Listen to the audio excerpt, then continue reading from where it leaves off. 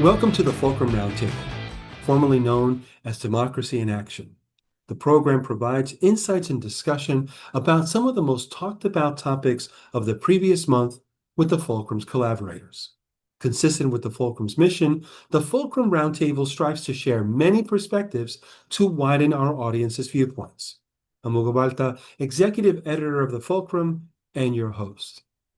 Today we are joined by Megan Thiele Strong, a sociology professor at San Jose State University and a Public Voices Fellow at the OpEd Project, and a member of the Scholars Strategy Network. Faustina DuCros, a sociology associate professor and scholar of race, migration, and inequality at San Jose State University and a Public Voices Fellow at the OpEd Project.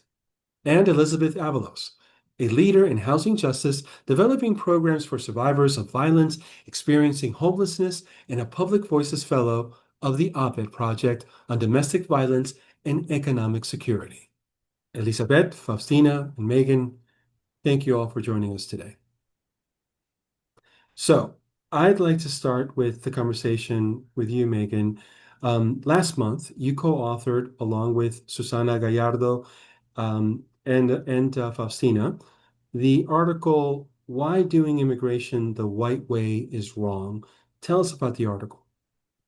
Thank you, Hugo. Thank you for having us on here. In 2023 academic year, became a Public Voices Fellow with the OpEd Project, and I was really ready to go.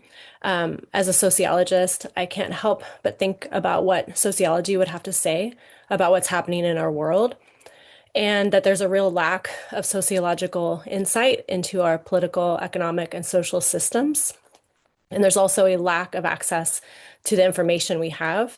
And I feel like op-eds are a way to share that information and to provide access. It's a way to communicate social science and the findings we have from our discipline. And so this op-ed in particular had been brewing a while. In graduate school, I was exposed to a lot of information that I didn't have previous to. For example, I didn't understand about wait times in our immigration system. So when I heard people talking about, well, people should just get documented, I understood that I had this insight that some people didn't have. So this piece became much more focused when I was in a classroom at San Jose State, and it was Wednesday, April 9th, and I was facilitating a module on immigrant obstacles, and students were in groups, and they were discussing Gonzalez's Waking Up to a Nightmare and Abrego's work on mixed status families. And I noticed that several students were checking their phones and then kind of whispering to each other and looking a little bit alarmed. And then students started like looking at me and kind of like, do you know, almost was like in their eyes. And so I walked over and they showed me that the president of our university had sent out an email saying that 12 students at San Jose State, international students, that their F1 visas had been revoked. And this class was very upset. And not too long after that same day, they organized a protest. But just watching them, and it just feels like they know so much, and there's not very much that I know to do. I think a lot of us, if there was something that we knew that we could do to help change things for the better, we would. But as a professor, I feel like one thing I can do is to write publicly about some of the things that we know and understand. And so that's where this started. And I think media has to do a better job of really unfolding the different the dynamic of when we talk about immigration reform, etc. So thank you for sharing those thoughts. I want to move now on to Faustina. Again, speaking about the same article that we published last month, let's dive a little bit deeper into immigration policies and specifically build on what you wrote on along the lines of colonialism and white supremacy. What can you share with us in that regard? Yeah, so I think, again, being a teacher for 10 years teaching immigration, I think, one of the most important things that I try to bring to my classes is the understanding that our immigration policies that we see today have historical precedent, right? Our country was founded in such a way that we have always had these like kind of anti-immigrant sentiments. It's been embedded in our culture, and then it gets embedded in our policies. So our policies aren't benign; they're not neutral. And a lot of it has to do with who has been allowed to be included under this umbrella of whiteness in the United States. Historically, the newest immigrants kind of have always been seen as a threat to the existing culture, the existing way of life, the existing resources. So there's always been this xenophobia that also gets intertwined with kind of racist ideologies, about outsiders. I mean, even in the 1800s, the Germans were like the new immigrants at the time, right? And like the people who were there, thought, hey, these people are going to ruin our way of life, right? Then it becomes the Irish and the Italians. They're viewed as the kind of threat to American kind of values. And then, we get into like the post 1965 period of immigration, where more immigrants were being allowed in from non-white countries, essentially countries that have had different kinds of imperial relationships with the US. And that does feed into the streams of who's coming and also the way that the US and its residents thinks who's coming, right, and who's a threat. And so then we see a lot of really blatant racism toward immigrants from, places in Asia, from Africa, from Latin America, from the Caribbean, because, the view is like, oh, well, the nature of our country is changing so much, right? And our populations are changing. So again, we can't think like the policies are just about, keeping control of, the population. It's also about these threats, these sense of threats, right? That again get wrapped up with racism and, who can be included in our umbrella of, whiteness that our country has been founded on. And there are a lot of examples, that we can look to, that, the relationship with El Salvador that the US has had politically, right? That definitely influenced the Civil War and, how people fleeing those conditions, have been treated and not been allowed in as asylees or refugees at the same rate as other countries, right? Again, political interests, economic interests are all kind of feeding into that with countries such as Mexico, Vietnam, right? Cuba. We have so many examples. So that's just a little bit about that. In an important context. I think a lot of times people forget their history. This isn't the first time we've had this conversation. In fact, I think to your point, we've been having this conversation for 250 years. Both of you, including your colleague, did a wonderful job of illustrating what is wrong and perhaps, and what I want to talk about also, what does right look like? Before we get to that, I want to bring in Elisabet. And Elisabet, continuing the conversation, your column, Dear Latino Voter, in it you wrote about growing up in a Mexican and Nicaraguan family and how complicated that was. Tell us more about the article that you wrote. Yeah, as other folks have already mentioned, just the waves of immigrants and how the different waves have different perspectives now then coming to the United States. So on my Nicaraguan side, they experienced both the positive and the negative things that were attributed to the Sandinista revolution in Nicaragua. I had family that they were actively participating in things like literacy campaigns, and they saw the Sandinista revolution very positively. There were other members of my family that lost land or were imprisoned because of the Sandinista revolution. So then once they came to the United States, they ascribed more leftist approaches to the Democratic Party.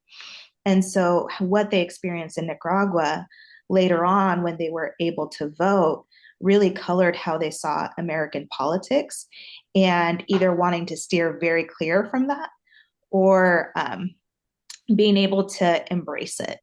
And then on my Mexican side, they immigrated over in the 70s and were able to benefit from Reagan's policies around amnesty and immigration reform. And so because of that, they saw in their experience that a Republican administration could have a very different approach to immigration than what they have now. And so now there's this cognitive dissonance of like, where do we fit in the political landscape? Because I have members of my family, mostly are Republican, very few Democrats. And I think there's also a bit of identity that's wrapped up in it and a desire to assimilate, to be grateful that we're living in this country now. To and for me, growing up here in the United States, I have a very different perspective because I see what the US has aspired to be in its ideals and where it falls short in terms of injustices and inequalities. And so I think that different layers of experiences then colors how we engage politically. And it also makes for some awkward, family get-togethers when we talk about politics. No, I think I'm sure interesting Thanksgiving dinners and just even getting together around the kitchen table.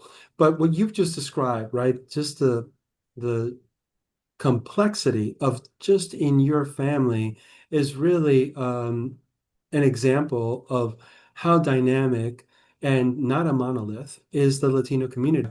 What can you offer as far as what's the path forward? A lot of the battles that I'm seeing are happening at the state level, at the local level, with a lot of what's coming from Washington, D.C. From the perspectives of what you wrote and what you work on, what do you see as the path forward? And we'll start with you, Megan. We talk about the article about how America's value rests on this idea that it cares about liberty and justice for all.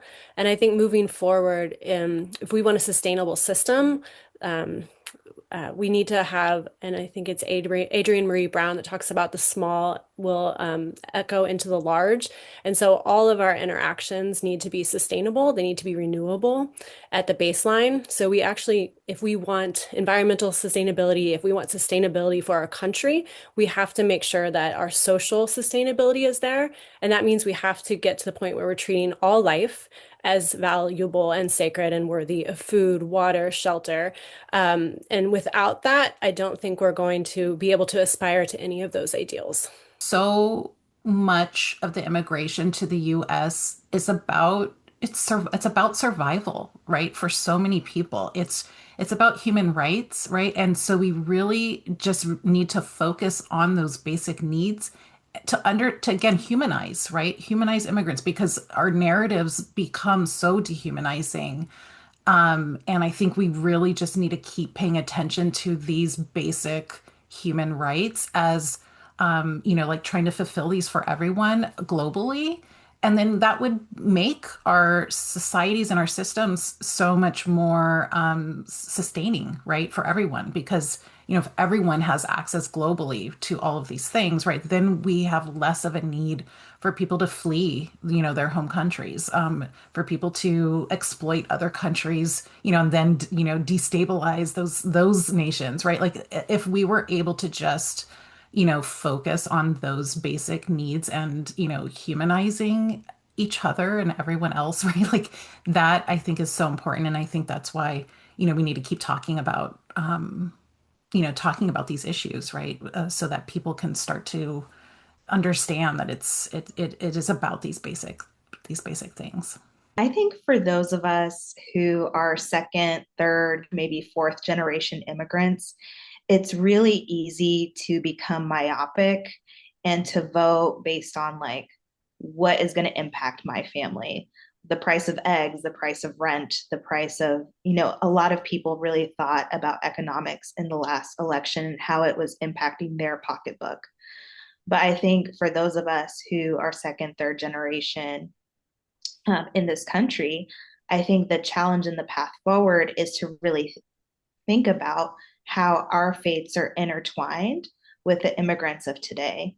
I asked a person in my family, well, how would you want, our mom to be treated if they crossed the border today versus in the 80s. And to think about it from that perspective and to come at it from a human rights perspective and a humanizing perspective, because I think a lot of people think that this doesn't impact them.